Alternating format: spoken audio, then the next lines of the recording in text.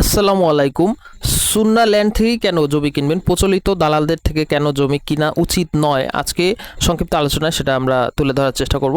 প্রচলিত দালালরা যেটা করে থাকে, তাদের আসলে কোনো প্রাতিষ্ঠানিক কোনো জ্ঞান তো থাকেই না, কাগজপত্র এবং মাপজোক এগুলো সম্পর্কে তাদের কোনো ধারণাই নাই। এবং সুন্না ল্যান্ড অবশ্যই কোনো জমির অ্যাড দেওয়ার পূর্বে সকল কাগজপত্র যাচাই বাছাই করে তারপরে কিন্তু অ্যাডটা দেয়। আর প্রচলিত দালালরা কোনোই মূল মালিককে সামনে নিয়ে আসবে না।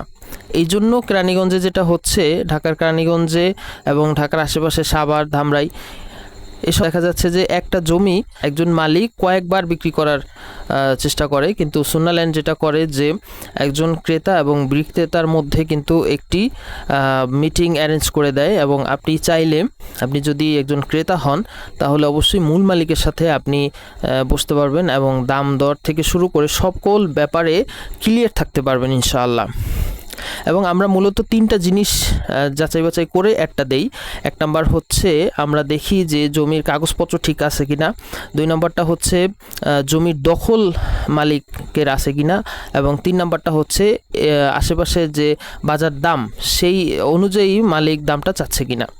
তো এই ক্ষেত্রে আপনারা ইনশাল্লাহ 100% নিশ্চিত থাকতে পারেন, কোনো রকম প্রতারণা, কোনো রকম জাল জালিয়াতি হবে না ইনশাল্লাহ আমাদের কাছ থেকে আপনারা যদি জমিটা নেন ইনশাআল্লাহ। ধন্যবাদ সবাইকে।